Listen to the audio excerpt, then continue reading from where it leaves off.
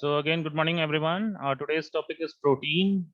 हमारा जो लास्ट वाले यूनिट में एक टॉपिक है प्रोटीन्स एंड एंजाइम्स, जिसमें आज हम लोग डिस्कस करेंगे प्रोटीन के बारे में। कुछ ऐसे प्रोटीन्स हैं जो हम लोग क्या करते हैं, जो केसिन्स हैं, जिलेटिन है, वो बहुत सारे हम ड्रग मैन्युफैक्चरिंग प्रोसेसेस में हम इसको यूज करते हैं। ठीक है, नेक्स्ट बढ़ते हैं।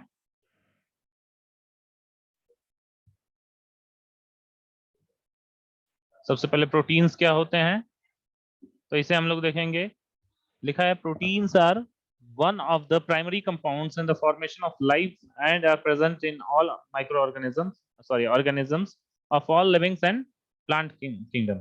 जो हमारा formation compounds in the these are the proteins are the primary compounds which are used in the formation of life and are present in almost all microorganisms or organisms of living and plant kingdom.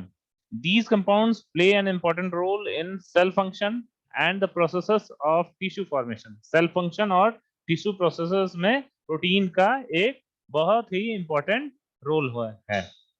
फिर है for protein are used or protein are used for carrying out different body function। The body regularly needs nutrients like vitamins, minerals, proteins, fiber, and carbohydrates, which are obtained from plants or animal source or both। ठीक है, या तो plant source या तो animal source या दोनों से हम ये जो भी न्यूट्रिएंट्स वो पाते हैं। तो जो है सबसे पहले ये कहा गया है प्रोटीन्स का जो यूज सबसे पहले ये है कि they are responsible for carrying out the different function of the body. ठीक है, और उसके अलावा एज अ न्यूट्रिएंट हमारा बॉडी को इसकी जरूरत होती है। इसके अलावा विटामिन्स, मिनरल्स, फाइबर्स और कार्बोहाइड्रेट्स भी प्रोटीन के अलावा इसकी भी जरूरत होती है। तीसरा लिखा है among nutrients the human body requires proteins as a most important compound because they aid in building cells and tissues and help in the repairing the tissue in the body। Protein इसके अलावा nutrients के अलावा proteins का सबसे जरूरत ये है क्योंकि ये हमारे बॉडी में बहुत ज़्यादा रिक्वायर्ड होती है and they are used in the use at the aid in the building cells and tissues and also it helps in the repairing the tissue of our body। Next बात करेंगे the protein present in the seed is significantly higher than elsewhere in the plant। जो seeds में जितना protein जो मौजूद रहता है वो सबसे ज्यादा रहता है in comparison to all parts of the plant. ठीक है, तो लिखा भी है the protein present in the seed is significantly higher. तो जो सीड में जो प्रोटीन प्रेजेंट रहता है वो ज्यादा रहता है in comparison to other plants, या पूरे प्लांट से ये सीड में ज्यादा प्रोटीन पाया जाता है। since it is responsible for retaining the genetic code of the reproduction of the species। इसीलिए सीड्स किसके लिए रिस्पॉन्सिबल होता है for the retaining genetic code for the reproduction of that plant species. ठीक है, नेक्स्ट है if the body lakhs in carbohydrate and fat the body makes use of protein for energy production as they are essential for the building muscle mass। अब देखिए, अब बहुत सारे nutrients अगर body को नहीं मिल पाता है तो सबसे पहले हमारा बॉडी क्या करता है, प्रोटीन से एनर्जी प्रोड्यूस करने की कोशिश करता है या प्रोटीन से एनर्जी प्रोड्यूस करता है for the well being of the body. Next बात करेंगे protein can be isolated by various method. कई सारे मेथड से हम प्रोटीन को आइसोलेट कर सकते हैं। पहला है precipitation with solvent changes. Solvent changes से उसका प्रेसिपिटेट इकट्ठा करके या प्रेसिपिटेशन करा के हम प्रोटीन को फाइंड आउट कर सकते हैं। दूसरा है स्पेसिफिक एंजाइमेटिक रिएक्शंस। बहुत सारे एंजाइमेटिक रिएक्शंस भी करा के हम प्रोटीन को आइसोलेट कर सकते हैं। तीसरा है एक्सट्रैक्शन। चौथा है precipitation with saline solution. Saline solution के साथ प्रेसिपिटेट करके फिर लायोफिलाइजेशन टेक्निक्स। ठीक है, लायोफिलाइजेशन टेक्निक से भी हम प्रोटीन को आइसोलेट कर सकते हैं। फिर नेक्स्ट लिखा है the first extraction are generally mixture which are subjected to complex purification method including chromatographic techniques using ion exchange resin and cellulose derivatives. तो जो सबसे पहला एक्सट्रैक्शन मेथड है कि वो जनरली मिक्सचर होते हैं जो कि वेरियस प्योरिफिकेशन स्टेप से हम उसे गुजारते हैं और उसमें क्रोमेटोग्राफिक टेक्निक्स भी हम उसमें इन्वॉल्व करते हैं for its purification and finding out the or determining that which part of the protein is that we are using for our food source. ठीक है,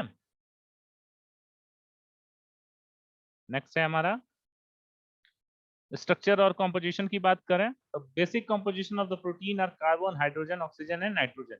जो ये चार बेसिक जो हमारा कॉम्पोजिशन ऑफ प्रोटीन होता है वो क्या है?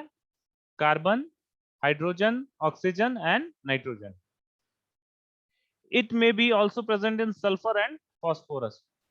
जो प्रोटीन है वो कुछ ट्रेसेस सल्फर और फास्फोरस में भी प्रेजेंट हो सकता है.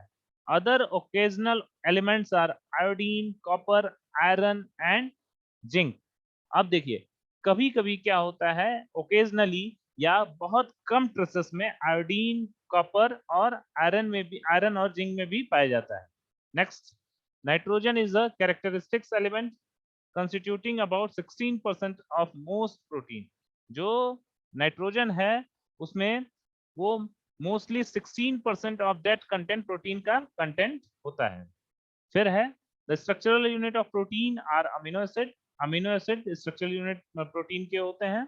फिर these molecular structure have at least one carboxylic group and an amino group. ठीक है, अमीनो ग्रुप. ठीक है, तो जो स्ट्रक्चर है या प्रोटीन के स्ट्रक्चर है उसमें एक कार्बोक्सिलिक ग्रुप होता है और एक उसमें अल्फा अमीनो ग्रुप होता है. ठीक है, नेक्स्ट स्लाइड बात करेंगे. फिर इसका अगर अलग अलग क्लासिफिकेशन की बात करें तो सबसे पहला आपका आता है सिंपल प्रोटीन्स. तो सिंपल प्रोटीन्स क्या होते हैं? In their natural state are presented only with the amino alpha bonding. मतलब सिंपल प्रोटीन्स नेचुरल स्टेट में प्रेजेंट होते हैं with the amino alpha bonding के साथ. इसका एग्जांपल है albumin, globulin, glutelin etcetera. Next आपका बात करेंगे कॉन्जुगेटेड प्रोटीन्स. तो कॉन्जुगेटेड प्रोटीन्स क्या होते हैं? conjugated proteins are bonded to other non protein substances. मतलब conjugated proteins जो होते हैं वो नॉन प्रोटीन सब्सटेंसेस से बॉन्डेड होते हैं. किससे? प्रोस्थेटिक ग्रुप से. इसका एग्जांपल आपका फॉस्फोप्रोटीन्स, न्यूक्लियोप्रोटीन्स, ग्लाइकोप्रोटीन्स, लिपोप्रोटीन्स एटसेट्रा. ठीक है, तो ये सारे आपके एग्जांपल हैं किसके? कॉन्जुगेटेड प्रोटीन्स के. कौन कौन से? फॉस्फोप्रोटीन, न्यूक्लियोप्रोटीन्स, ग्लाइकोप्रोटीन्स, लिपोप्रोटीन्स. अब बात करेंगे डेराइव्ड प्रोटीन्स. ठीक है, इसे आर्टिफिशियल प्रोटीन भी कह सकते हैं. तो ये देखिए क्या होता है, they are obtained by the different methods और including action of heat, acid, alkali, water, enzymes, alcohol, radiant energy and mechanical energy. कहने का मतलब ये जो जितने भी हम ये पढ़े हैं heat, acid, alkali, water, enzymes, alcohol, radiant energy, mechanical action या एनर्जी, तो इन सारे मेथड से हम आर्टिफिशियली हम प्रोटीन को डेराइव कर सकते हैं और इसको क्या कहते हैं? आर्टिफिशियल प्रोटीन या डेराइव्ड प्रोटीन्स. नेक्स्ट बात करेंगे प्रॉपर्टीज ऑफ प्रोटीन. तो सॉल्युबिलिटी की सबसे पहले बात करेंगे. तो proteins form colloidal solution in water due to the huge size. ये सॉल्युबिलिटी में इसका देखेंगे, ये वाटर के साथ कोलॉइडल सॉल्यूशन बनाता है. नेक्स्ट बात करेंगे solubility depends on the electrostatic charges. Net charges depend on number, identity, location of amino acid and pH of solvent. तो दूसरा है solubility हमारा इलेक्ट्रोस्टैटिक चार्जेस पे डिपेंड करता है. फिर उसके अलावा ये जो हमारा सॉल्वेंट का पीएच कैसा है, किस पीएच में डिसॉल्व होना चाहिए, इस पे भी डिपेंड करता है. नेक्स्ट इसके मॉलिक्यूलर वेट की बात करें.